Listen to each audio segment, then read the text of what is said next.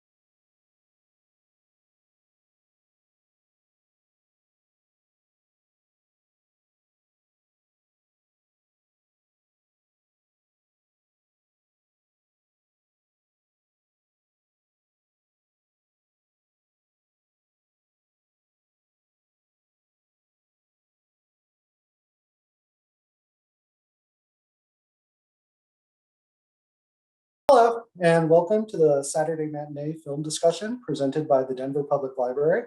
Today, we're going to be talking about the super fun 1979 cult classic film, Rock and Roll High School. It stars PJ Soles, Clint Howard, and the Ramones. So a couple of housekeeping things first. Please keep your mics muted during the discussion to avoid any interruptions. This discussion is being recorded, but only the hosts and panelists' videos are being captured. So this recording will be up on YouTube in a couple of weeks, so check back for that. Also, around that same time, we'll send out a list of all the films, books, albums, everything we talked about during this discussion. So don't worry about taking notes. You'll get that around the same time that the YouTube video is posted. Please use the chat to communicate with each other and to ask our panelists questions. We'll have a short Q&A at the end of the discussion. So get your questions into the chat as soon as possible. And in the last 15 to 20 minutes or so, we'll get to as many of those as we can. My name is Andrew with the Denver Public Library. My DPL co-host is Daria. Please message myself or Daria if you're having any technical issues. I'd like to remind you that we strive to create a welcoming and safe atmosphere here. So please be kind to each other and respectful of each other's opinions in our chat. If you tuned in early, I hope you enjoyed the pre-show clips that Daria put together. Let us know in the chat what you thought. In the future, we're going to plan on doing that, so get here 30 minutes early if you want to be here for the pre-show.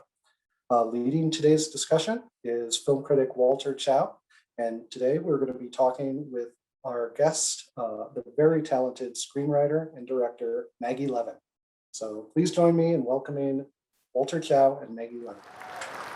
Hey, good morning, everybody. I am so stoked to be here today. I have the extraordinary pleasure of chatting about this movie with Maggie today. And in preparation for it, it's one of the funnest preparations I've had in several weeks anyway, of just going back through my Ramones records and reading a couple biographies and autobiographies, and just the coolest. And I am super jazzed. But I want to tell a story. It's we'll start with a little fairy tale. It begins in a kingdom named after Queens in the Forest Hill neighborhood. There's a bunch of kids, misfit kids, the weirdos that were roaming around there in the late 60s. And a couple of them, John and Thomas, they were in a band called the Tangerine Puppets. And John was really a hellraiser, John Cummings. He was the son of a military guy. He kind of took on a lot of those authoritarian traits, the worst traits that you pick up from that kind of upbringing. And during one of the shows for the Tangerine Puppets, they're playing in a little club, and he looked over in the corner there, and he saw the student body class president, one of the real squares, and he went over with his guitar, and he just nailed him right in the sensitive area with the neck of the guitar. He thought it was funny. That was the kind of guy that he was. In the middle of sets, he would get into fist fights with his lead singer, and throughout the course of his life and his subsequent career, he was really kind of a scary dude, kind of a bad guy. Even in his autobiography, he talks about, and his autobiography is titled Commando. Even in his autobiography, he talks about his anger and his rage and how he had a really hard time ever controlling all of that. And so that was John. So John and Thomas were, John was playing the bass, and Thomas was playing lead guitar in Tangerine Puppets. They were friends with this guy who had just moved there from Germany named Douglas. And Douglas was sort of an outsider too, really horrific upbringing for him. And he would like search through the trash of his parents' trash and find morphine, like leftover morphine, and he would use it at a really, really early age. Rough guys, the outcasts and stuff. And there was another kid, a fourth guy. His name was Jeffrey Hyman. And Jeffrey was weird looking. He was 6'6". He was super, super rail thin and skinny, and he had a really low self-esteem, and he had some pronounced mental illness. At some point, he threatened his mother with a knife at some point, and checked himself into a mental institution and was there for a month. He came out better, but he still had obsessive compulsive tendencies. He'd have to do things a certain way. He'd have to retrace his steps. When he got off of airplanes, sometimes he'd have to drive back to the airport after they were halfway home to make sure that he would open and close the door the correct way. He was really disturbed, and he started hearing voices. So these were troubled kids. These were outcasts. These were guys that didn't really fit in with anybody else. Jeffrey at that time was the lead singer of a glam rock group called Sniper. He was finding a little bit of self-confidence, a little bit of validation. They all love the Beatles. These kids, everybody loves the Beatles. Come on. But Jeffrey had lately started getting into David Bowie. And David Bowie, one of his great messages, one of the great legacies that Bowie left us was that, so you look a little weird, so you don't quite fit in. Awesome. That's awesome. And so Jeffrey Hyman leaned heavy into awesome. He asked his aunt, who was a tailor, to make him a sequined jumpsuit. And she's like, okay, but let's not do the artificial things. Let's do cotton, and let's I only have black fabric. I only have black cotton, so let's do that. And so he was the lead singer of this glam group called Sniper. And he was having fun, and they were doing all right, but then they kicked him out because he was too ugly, they said, and that's kind of antithetical to the whole thing. So anyway, they're all sort of looking for something. And then John and Thomas, the Tangerine Puppets, they got together and they said, we should form a band. We should form a band with our friend Douglas, who's kind of he's messed up too. Let's do that. And let's ask this kid, this real strange looking weird kid, to come in and be the lead singer of all things. You know, they didn't really coalesce these roles right away. I mean, originally they you know, Douglas was going to be the bassist, but they figured out that he couldn't play the bass and sing at the same time, so they needed a different bassist. So then John became the bassist, and then they couldn't find a drummer because Jeffrey was a drummer, but he you know, he couldn't sing and play the drums at the same time. He's not Levon Helm, he's not Phil Collins, right? That's a unique skill set. So Thomas from Tangerine Puppets, instead of being their manager, said, you know what, okay, all right, I'll play the drums. The four guys got together and they said, okay, what do we call ourselves now? A lot of lore around how this began, but I think it's Douglas who says, you know, we all love the Beatles, right? Whenever Paul McCartney would check into a hotel, he didn't want to be checking under his own name, of course. He'd check under the name Paul Ramone. So let's be the Ramones. Let's be the Ramones. Let's do that. So now everybody is going to be something Ramone. So Jeffrey became Joey Ramone. John became Johnny Ramone. Thomas became Tommy Ramone, and Douglas became Dee Dee Ramone. It makes total sense. And a lot of you guys today, you know, myself included, for the longest time, you know, way back in the day, thought they were actually brothers, but they all dressed alike and they all kind of looked alike, right? They had the mop, the hair, you know, they were all of a kind. And I thought, you know, isn't that cool? This little Queens family from Forest Hills, you know, middle class Jewish suburb. Isn't that cool? You know, it's like, these brothers, they must have practiced their whole lives together. They must have, no, they're just the separate guys who kind of coalesced together because they couldn't really fit in anywhere else. When Jeffrey was being put to the front of the band, they say, you know, Jeffrey, you know, come on, Joey, come on out from behind the drum set here. We want you to lead it. Johnny Ramone says, oh, no way, he's too freaky looking, man. And then Dee Dee says this. He says, I wanted somebody real freaky. And Joey was really weird looking, man, which is great for the Ramones. I think it looks better to have a singer that looks all fucked up than to have one playing Mr. Sex Symbol or something. You know what? Amen. I'm not sure I would have connected to the Ramones as deeply as we all connect to the Ramones at some point, right? If they didn't look awesome like they do. So they started together in 1974. They played a few gigs, and our play out video today, you know, as we're leaving in about an hour, is one of those early sets at the great CBGB Club, which is really a little dank little bar in New York that was the epicenter of so many great musical movements, post-punk, but punk. Before the Ramones, punks were, you know, a real strong pejorative, and they still might be for some people. But after the Ramones, punk became a movement. When we talk about the most influential bands in history, we talk about the Beatles, talk about Velvet Underground, we should talk about the Ramones.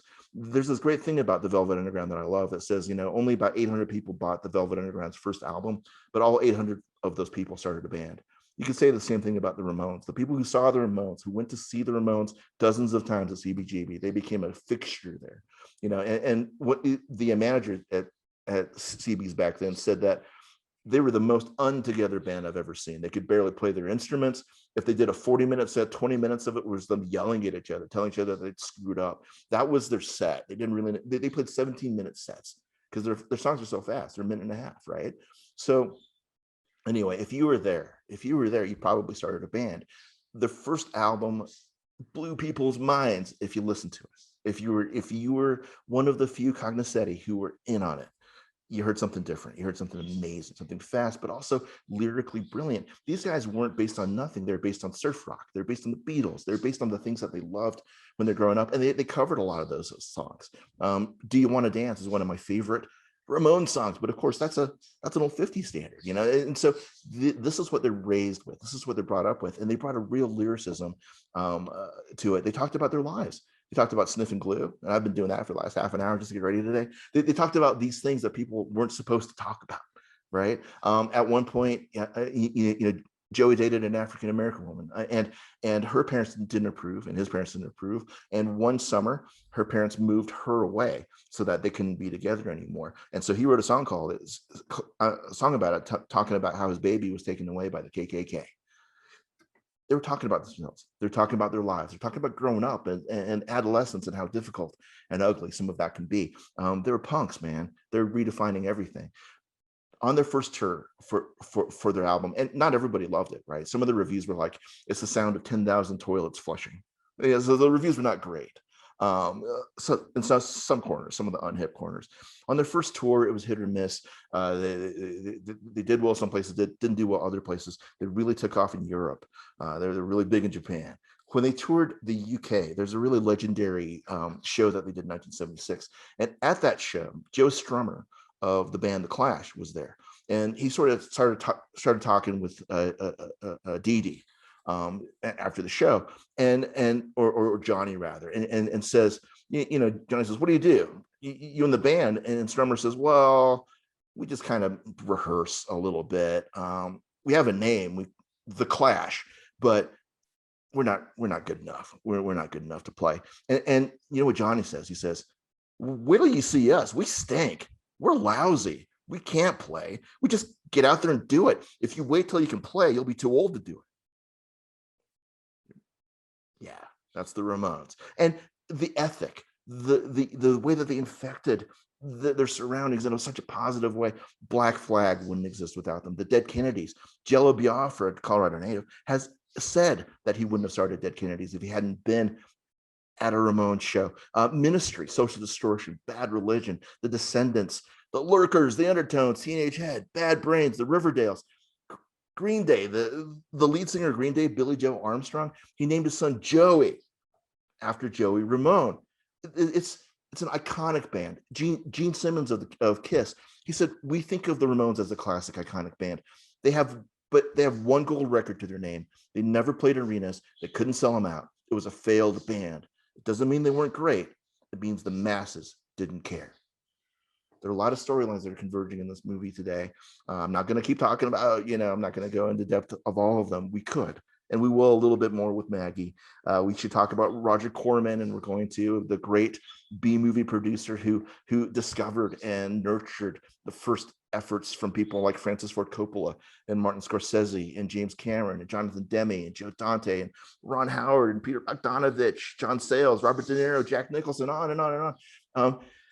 Roger Corman produced Rock and Roll High School. He essentially had this idea. He said, you know what, we should really, Grease is doing good, and Saturday Night Fever did real good. Let's make a high school musical movie. Let's do it. Let's call it Disco High. And Allan Arkush says, well, that's a pretty good idea, Roger, but let's make it maybe Rock and Roll High School. And sort of an idea was born. They thought about using music by Todd Rundgren. They tried using music by Cheap Trick. Would have been interesting music. Completely different. They finally hit on the Ramones when PJ Souls, the star, Riff Randall, was asked to be on here. Her background, and she's really a fascinating character as well in movie history. PJ Souls' background was really academic. She knows 3 languages. She was raised all over the world. She was going to be a linguist for the UN. She had different ideas about what her life was going to look like. And then Brian De Palma saw her and she did Carrie, and the rest is history. But when she came onto this, she liked the Eagles. She liked, didn't like cool music. Sorry, Eagles fans. And then Allan Arkush, the director of this film, gave her a stack of Ramones records, or a couple of Ramones records, and said, hey, this is your favorite band in this movie. Listen to all these records. You'll love them. She didn't love them. She didn't get it. She didn't start getting it until the first day of shooting with Joey Ramone. And the first scene that they did was Joey Ramone crawling all over her on bed, singing a song directly to her while she switches into lingerie. And it was really awkward. And she's like, oh, okay, lean into it. But she said, those guys were so sweet. They're so shy and so nervous. And Joey was so nervous. Later, Joey saw that scene where he's, all over PJ Souls. And he's like, oh man, that's so cool. It's the first time I ever got the cool chick. That's the Ramones, man. And she's like, they would ask him, what do you want to eat? What do you want to do? She's like, oh, don't worry about us. Don't worry about us. We'll just order pizza. As a rock band, they were just guys. They were just dudes. They were not used to being treated in a kind of a special way. And so, PJ Souls, obviously, as we all do, instantly fell in love with the Ramones. Yeah, I could talk about this movie by myself for so long, but you didn't come here for that. I want to introduce you to a really awesome person, Maggie Levin. I first was introduced to her by watching her Hulu movie, My Valentine, which unapologetically, in a really direct, confrontational way, attacks toxic masculinity, gaslighting. It attacks all of these issues that are really to the forefront of of our conversation today. And she does it in kind of a rock and roll setting, with a musician who's being controlled by her manager. And I was like, who is this person?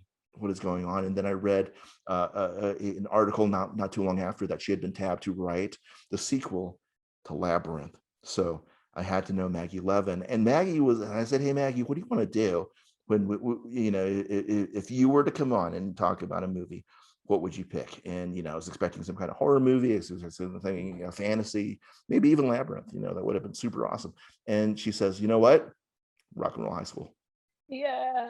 So without further ado, amazing Maggie Levin. Maggie, thanks for being here. Oh, it's my honor. I'm so I could listen honestly to more history. Like if you want to just talk about the Ramones the whole hour and I will learn things, that would be thrilling for me. This is very exciting. Well, the Ramones are one of the most written about bands of all time. There's like 30 books written about them, most of them by themselves or by ex-wives. And all the titles are sort of like How I Survived the Ramones or The Worst Decision I Ever Made, My Life with the Ramones. And, it's fascinating stuff because it's all of these kind of conflicting mythologies. But I got to ask you, Maggie, why Rock and Roll High School? I think, there are, in tracing sort of like the lineage of the stuff that I love, so many paths just lead straight back to this movie, which I didn't see until I was about 18, maybe 19. I saw it at the Landmark Sunshine Theater in the East Village in New York, where I was living at the time, which is, I feel like, an ideal setting. Like I could almost throw a rock at CBGB's, not quite.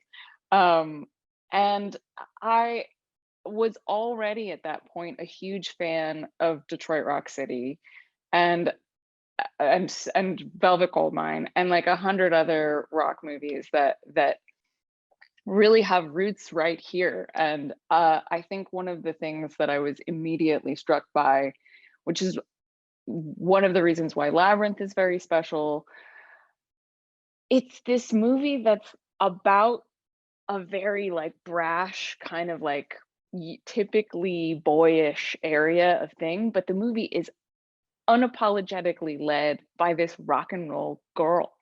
And I think like many other misfit girls that age, when I saw Riff Randall, I was like, I identify with this person. I love this person.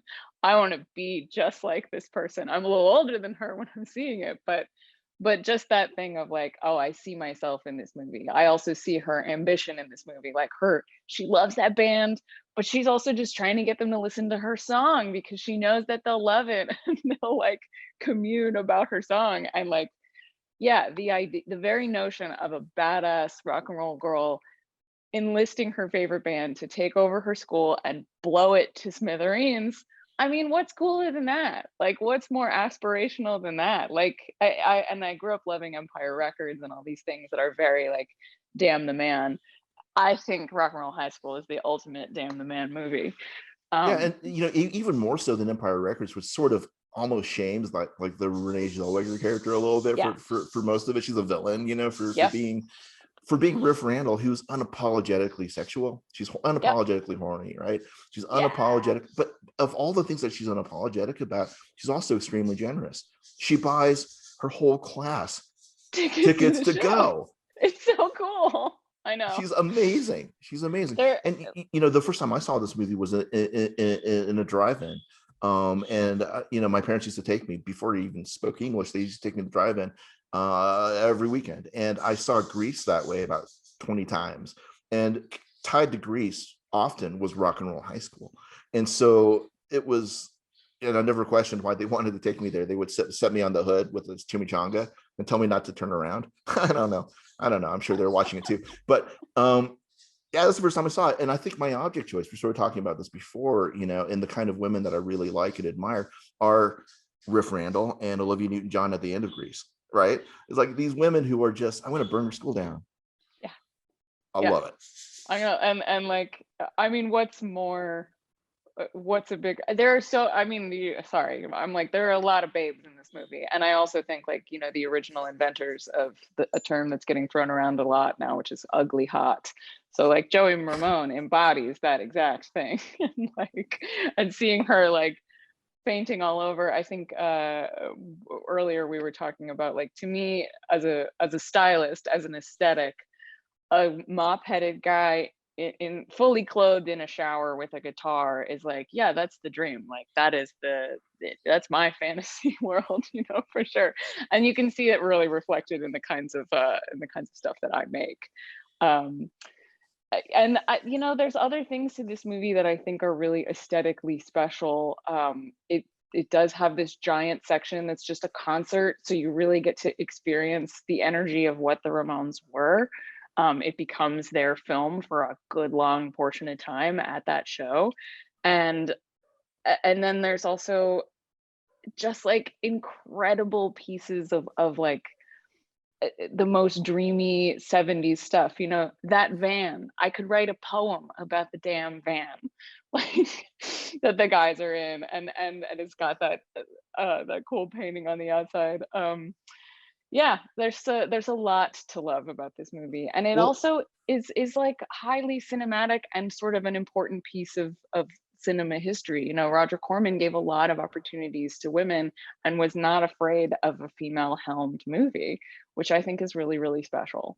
Yeah, and you know, the director of this film, Allan Arkush, you know, he's directed a handful of other films as well, but he really still working a lot in television. He's you know, he's been working for forever in television, and he and Joe Dante were the two guys that were cutting all the trailers for Roger Corman's movies, and both of them obviously got a break. And you know, Joe Dante did shoot some of the scenes in this movie uncredited. He was there all the time, and we're talking about how much this movie looks like and acts like in a lot of ways Joe Dante. Can you elaborate on that a little bit for all Dante heads out there? Yeah, I think that there is a very direct and obvious line from this movie to Gremlins 2, because you know, part of it is that sort of over the top, almost cartoonish performance style that, well, not almost, extremely cartoonish performance style, and things that just happen for the sake of the 1 second joke, which I think is like a value, you know, it's valid.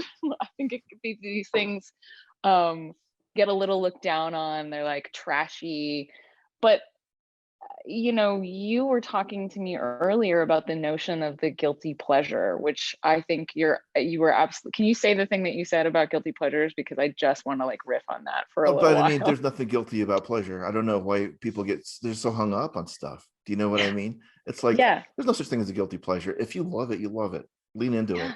And I think so much of our conversation now, especially around genre and everything, is about, I don't like horror movies. I like elevated horror movies. Right. Like, just stop yourself. Just love what you love. Yeah. You know, what like, okay, so you know, you love oh my gosh, what's the name of the movie? You love Hereditary, you love Get Out. Great. There would be no Hereditary and Get Out without Scream. Like, there would be nothing without Scream. Scream is a landmark moment in horror film history. And if you look back at it, it's kind of campy. It's kind of guilty pleasuring. And it was a huge juggernaut, so we sort of overlook the fact that it has this like over the top component to it. But like, things that are over the top are joyful. They have like such a beautiful spirit to them. And like, when I go to the movies, when I go to a concert, yes, I want to learn something. Yes, I want to be moved. But I also, just as a human being, I want to be entertained.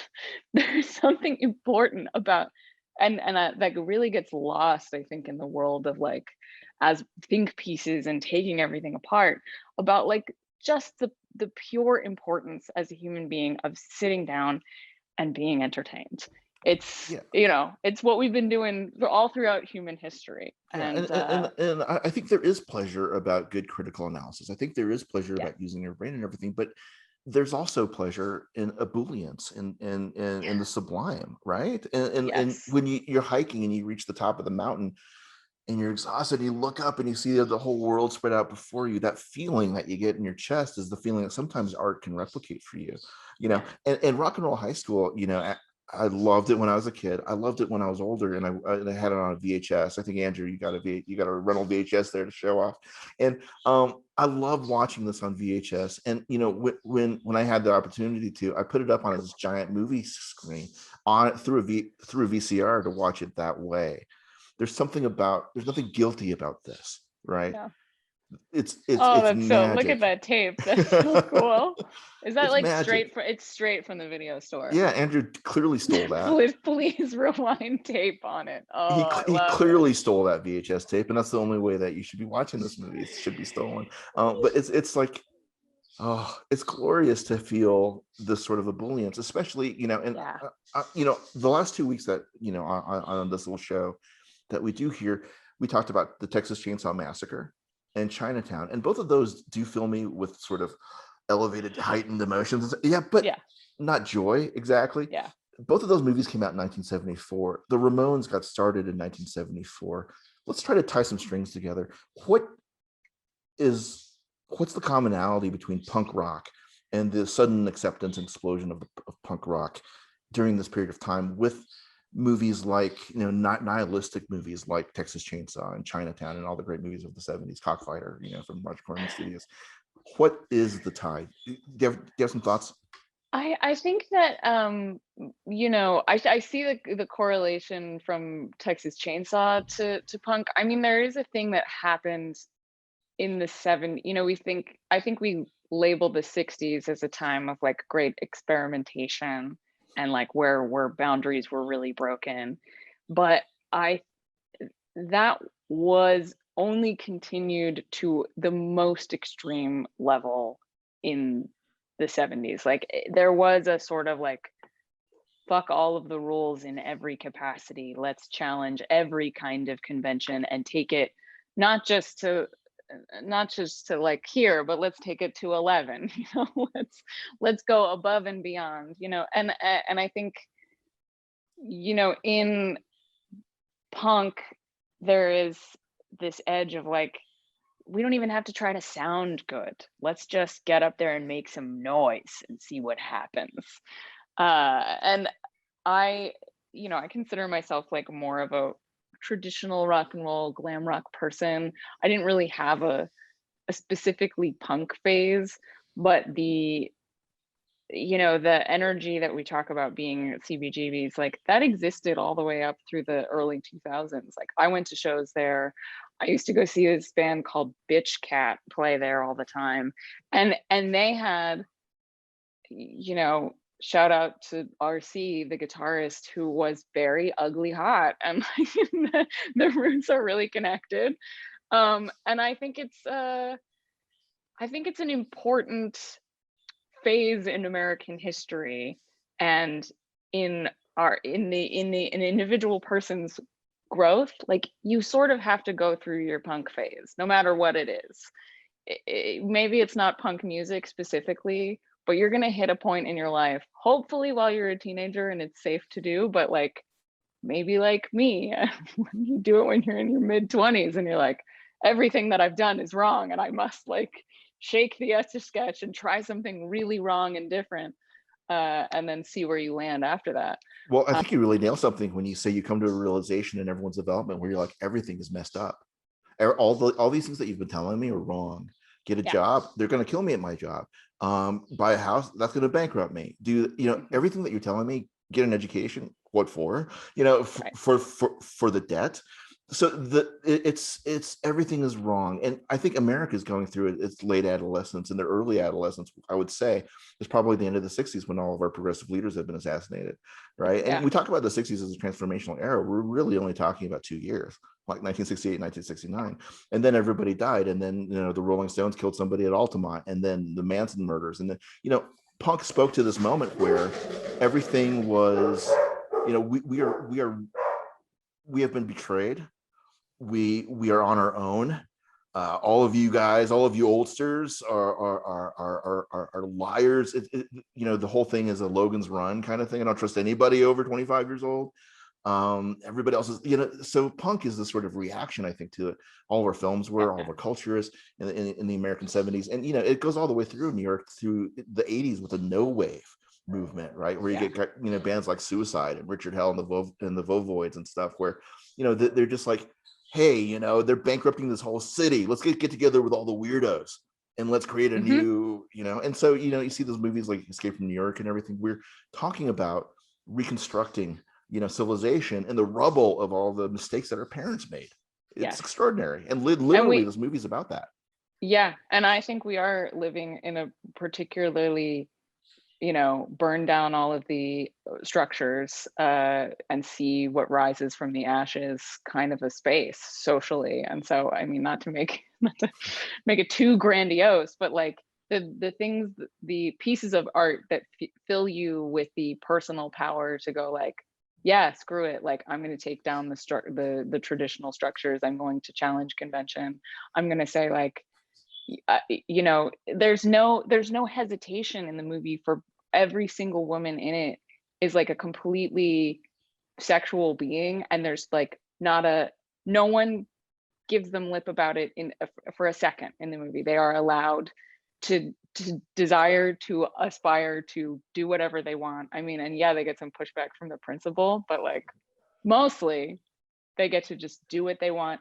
And it's also, I think another thing that I love, sorry to super shift gears, but a thing that I love about this movie is like, even though I think of the Ramones as a New York band, it's a very Los Angeles movie. And so you get to see like really cool pieces of LA at the time. Like, and I was such a diehard, like I grew up in New York City and on rock tours with my dad, and like I never wanted to leave New York. And then eventually when the siren call of the film industry dragged me over to LA, I did have this like little thing in the back of my mind of like, well, rock and roll high school made LA look cool. Maybe it'll be okay. And I got to LA, and you know, I've kind of lived my rock and roll high school dreams in LA. It's kind of an amazing city. Sorry, I know I'm speaking to a bunch of folks in Colorado, where I have never been, and I have heard is incredible. And LA is going to fry under the sun soon anyway, so we'll all have to move into your cities. Well, if you've seen Escape from LA, it's going into the ocean at some point. So yeah. Yeah. But no, it was an actual high school in LA. It was due for demolition, and they shot it. You know, they shot the demolition, they shot all of that stuff. And they blew it up. They actually blew up that school. That's one of the coolest things about this movie. Sorry to jump here. No, I love that. I love that. It is the best. I mean, I think when I was little, I was watching that movie. It makes an impression on me. I went through my whole like elementary school, you know, thinking that was possible. You know, it's 1 year senior prank. We're just gonna blow the fucking thing up. You know, Yeah. and being able to live and with you that get sort the of smartest girl. That's the other thing, is like the other main character in this movie is like a science genius, best friends with the rock and roll chick, again normalizing a thing that is not traditionally seen, of like the ultra geek with the ultra rocker, like the ultimate conformer with the ultra nonconformist, and they love each other and they support each other consistently. There's no drama between them other than like the brief like, oh, I'm just screwing with you, that I'm gonna like go on a date with the guy you like. They are both helping each other consistently live out their dreams. And then we use her brains to blow up the school. It's so cool. Well, I mean, and you said, you know, the risk of becoming too grandiose about this. It's like, I don't think it's possible to get too grandiose about Rock and Roll High School, because, you know, it's sort of the crystallization of Roger Corman's ideals. This idea that we're going to make, I have an idea for a movie, let's go make it. It's punk rock, right? It's just, I can't play an instrument. Let's start a band. Let's go do it. It's the same sort of aesthetic, you know, it if you have has something a in you. real like spaghetti at the wall kind of a feel to it. It's like, yeah, we had an idea of the thing to do for this scene. Let's just do it. Let's blow up some mice and then put a gigantic mouse in the, the concert. Like, you know, it's absurd qualities are a part of its brilliance.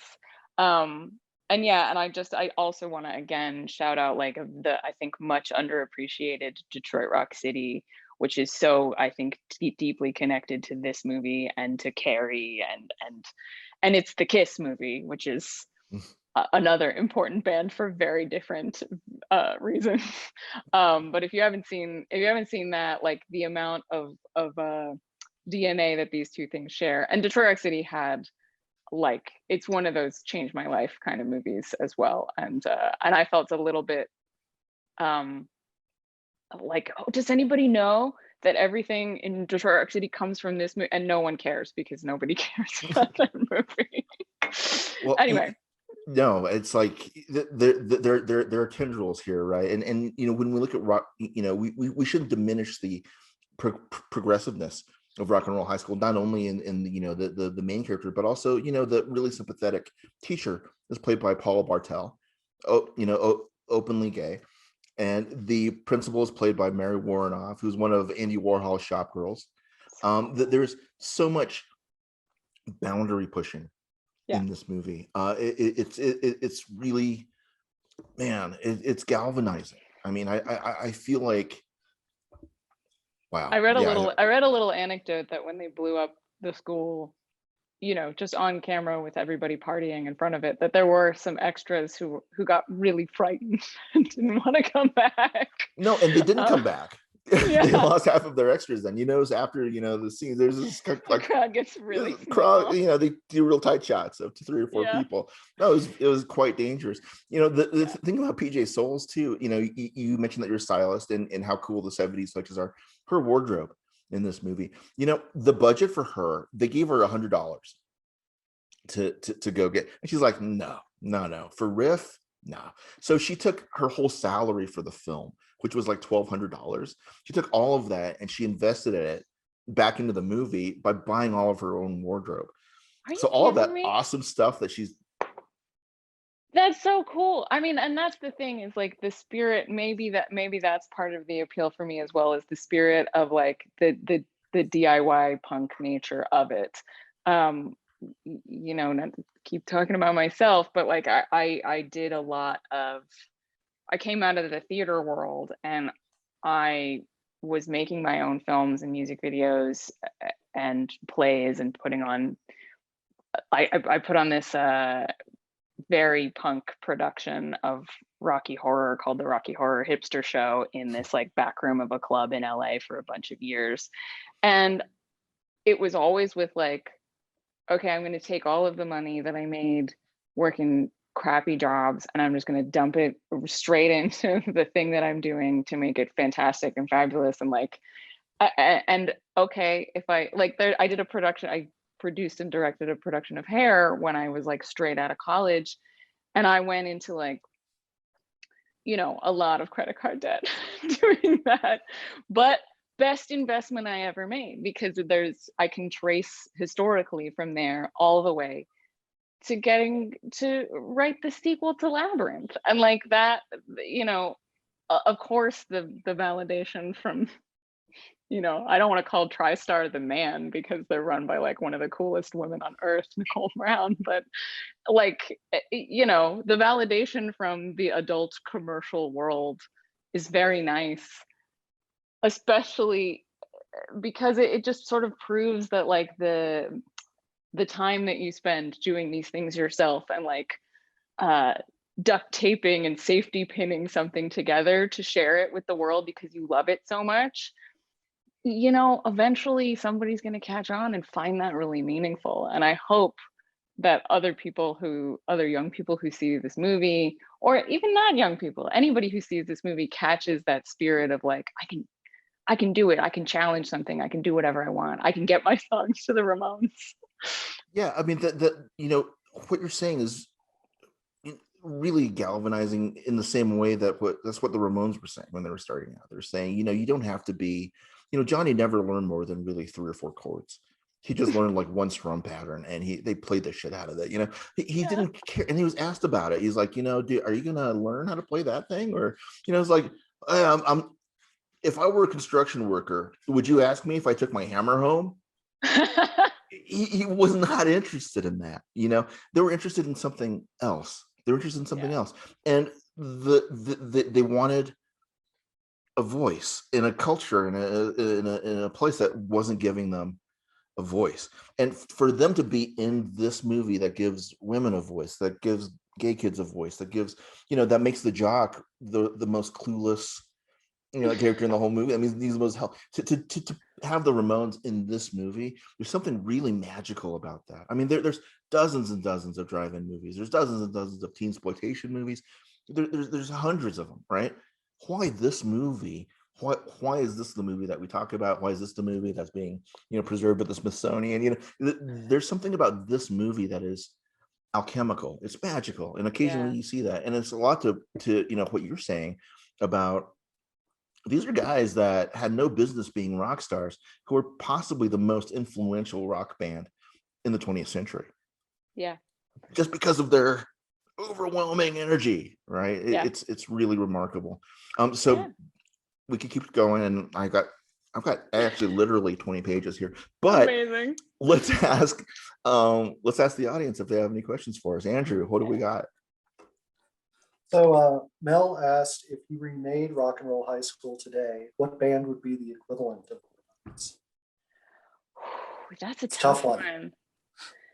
Because it's like they weren't really, even though their songs are so kind of infectiously, there's like a pop accessibility to the Ramones. They were really off the main radar. I don't know, Walter, do you have an answer to this one? I do. I have an answer, and I'll probably regret it because I want to have a bunch of other answers. But I would want the 5, 6, 7, 8s. That's cool. The Japanese garage band, with Yama Yamaguchi, probably best known now because they play a set in Kill Bill.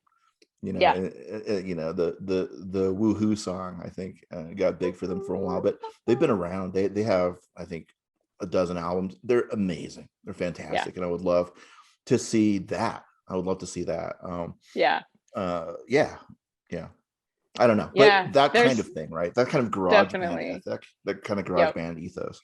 There's a girl band, Girlwood, I think is the name of the band, and they had one of their songs called "I'm Your Dad" go like slightly viral on TikTok, but it's like two queer women, super edgy, super out there. Like I think that would be the energy that I would pick for the new Rock and Roll High School. But I like your choice as well. I love that. Or Pussy Riot. Yes. Yeah. Okay. I think you nailed it. I think that's let's get somebody that's really there was an all-girl band called the Donnas that were kind of big for a while. Yes. Remember them? I saw the Donnas. Yeah. Did you? They actually have a video where PJ Souls reprises her Riff Randall character on a skateboard in it. Yeah. And at the end of it, there's a roll call. They show all the Donnas, each member, and they have a name, and then they show PJ Souls Riff as Riff Randall. And so the influence again of this movie and of the Ramones is deep. Even if you don't consider yourself to be sort of like a punk rock person, if you ever like Nirvana, if you ever like Metallica, all of these bands have covered them. All of these bands are like rapturous in their referencing of them. But I think even if you don't love out there punk, like, or sort of the atonal nature, like noise nature of a lot of punk is a turnoff, I think, to a lot of people. But the Ramones are really, I think, the first pop punk band, because the songs, no matter what style you cover them in, they're really, really catchy and they're melodic. Yeah, they're simple, but I've had the title song since we, I think, started talking about doing this in like February. Just, I would say, stuck in my head every other day. There's an earworm nature to it. And I think that's, sometimes you get like Cake by the Ocean stuck in your head for 6 months and it's hateful. But, just no disrespect to the Jonas Brothers, who I think are very important for their own reasons. But like, there is a hooky quality to their music that does transcend their genre. And I think is what makes the Ramones such an excellent gateway drug to different alternative forms of music. Totally. I mean, if you grew up watching My So-Called Life, right? You remember Joey Catalano? Yeah. Or that's not Joey. Jordan. Jordan Catalano. Yeah. And his, I don't want to say yeah. who plays him, but he sings "I I Want to Be know Sedated." for a fact, because I know some ex-assistants of that person, that he bought that big red Jordan Catalano car. Like he Really? walked away with Oh. that car. Yeah. All I I know can we say don't want is, to. Yeah. all I can say is, before we knew anything about that guy, right? When I watched "I Want to Be Sedated," I had a crush on Jordan Catalano. Are you kidding Yes. me? Right? Yeah. But the Ramones show up everywhere. When you watch Wes Anderson, you watch the Royal Tenenbaums. He plays Judy's a punk. When we talk about the wild days of Margot, it's There's a a shorthand. wonderful scene in Whip It also, which I Oh, think is a terrific film, where they I use love Whip It. Sheena as a punk rocker, and it's like it's perfect. And that's the other thing, is like they make such excellent movie songs. Even like to this day, if a Ramones song shows up in a movie, you're like, this is freaking cool. Well, I love Whip It, and what it has in common, Whip It, with with that scene in Royal Tenenbaums, with with Rock and Roll High School. It's all about this kind of female empowerment. Yeah. Whip It is amazing. It's got Elliot Page, Drew Barrymore, just amazing. And somebody so, just said excellent soundtrack. Man, the soundtrack to Whip It is unparalleled excellence. It's so good. It's so good. Yeah. And the Ramones, man, the Ramones. Yeah. All right. Other questions. More questions. One question. Okay, so Aurora asked, as a screenwriter, how do you think about creating joy when you write? Because you mentioned creating joy in a viewing, but how do you bring that to the writing process? That it's really, it varies. I think I try very, very hard to connect anything that I'm writing to something that speaks to the child or the teenager in me. That's sort of the calibration point. And like, if 12 to 16-year-old me would love something about this, then I know that I'm doing the right thing. And not to say that like I'm making plenty of content that is absolutely for adults, but you can feel, that you can feel it in your body, that like happy, crushy feeling when you're doing something exhilarating. The same, the look that Riff gets on her face when her favorite band shows up in her room. I think there's something about like that emotional metric and making sure that there's a piece of that in whatever I'm doing. And, it really, how that hits from project to project is really different. But, a lot of times I do start with music. I like, before I sit down to really dig into something as a writer. Walter, I know from your social media that I think you're the same, like music to write to. You have to, like for me, I have to build a soundtrack to at least get me into the universe that I'm going to be living in. And some of that, sometimes it's like, okay, I gotta really freak myself out. I gotta scare myself because I'm writing something scary. But that's what makes it joyful, that like creating the environment for yourself and creating something that my younger self would really think is cool. So once you make that playlist, when you get on set, do you share that playlist with your cast and your crew? Do you play it while you're doing it? I mean, I have on occasion. I did a vampire project years ago where the soundtrack was actually like a mutually created thing with the cast of vampires that I was using. Like everybody contributed a song. So we had like this amalgamation of all the vampire characters represented in a soundtrack for a project that never got greenlit anywhere, but I made independently. But yeah, for my Valentine, my writing playlist became instantaneously something that I gave to Dressage, the artist who wound up writing the pop songs for the movie. And it was like, this is the sort of blueprint for it. Here's the subjects that you need to talk about, but in the style of, and then she went away with that playlist and came back to me and was like, I think that this Charlie XCX, Christine and the Queen song, Gone, is like sort of our benchmark. And she played it for me and it was like, oh yeah, you found the song that represents the 13 songs that I gave you, and on it went. Can you remember any of the titles off of the Vampire project? I'm curious what a vampire playlist sounds like. Yeah, well, I could read you the whole playlist on, I still have it on my. That would be amazing. Is that Sting song on there? Do you remember he No. actually did a song based on Interview with the Vampire? Did he? Yeah, Moon Over Bourbon Street, I think it was called. God bless. I mean, Yeah, it's super I know douchey that because it's Sting, but it's great, you know. Black Sheep, the metric song Black Sheep is on Oh, there. Um, Temple of Love by the Sisters of Mercy. oh, Um, I think it's like Every Other Freckle by Alt J is on there. They're not necessarily like gothy vampire songs. They really speak to the spirit of what all of the characters in the well, I show were love going to Sisters of be. Mercy, man. Great band. I love that band. While you're looking, I should mention I saw Yeah. the Ramones play at CU in 1994.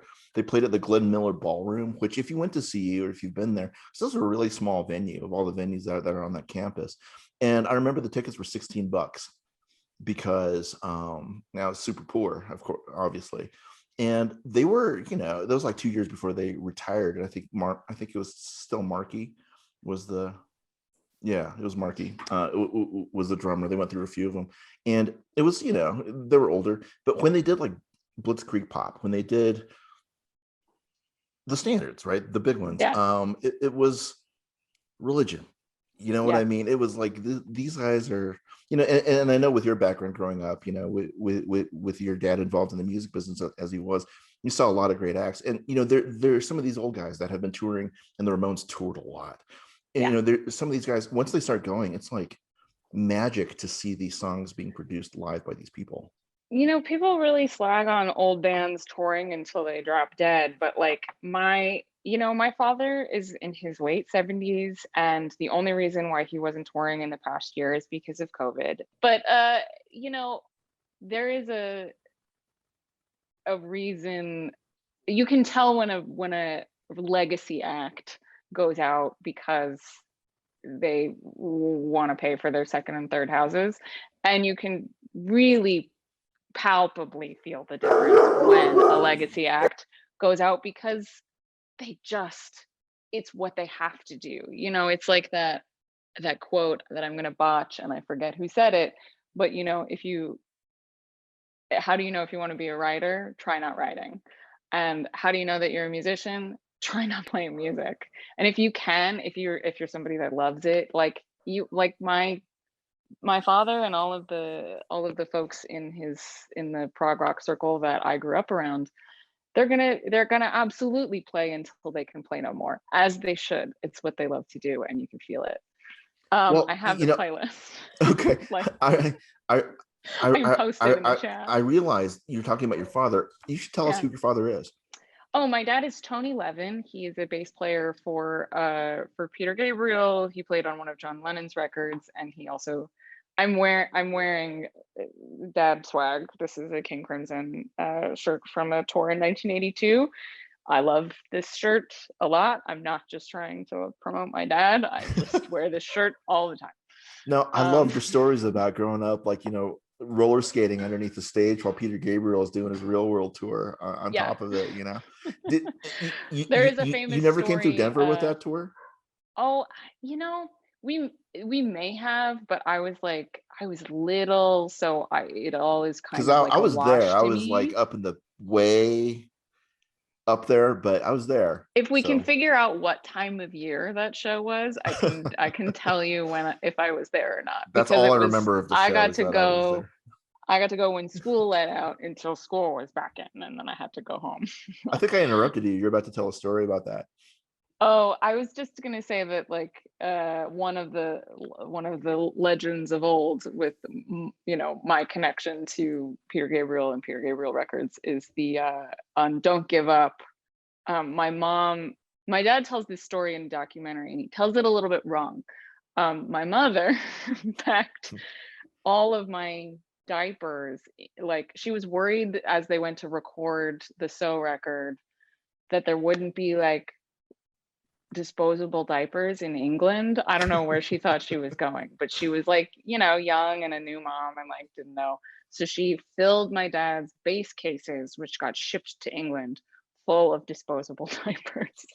So when it came time to record Don't Give Up, and my dad tells a very funny story about like opening the bass case and having like diapers explode out of it. Anyway, he was looking for a bass dampener to make the like a muffled sound, and he wound up grabbing one of my diapers that my mother had packed, and Peter and him and the engineer referred to the bass sound on Don't Give Up as the Super Wonder Nappy sound.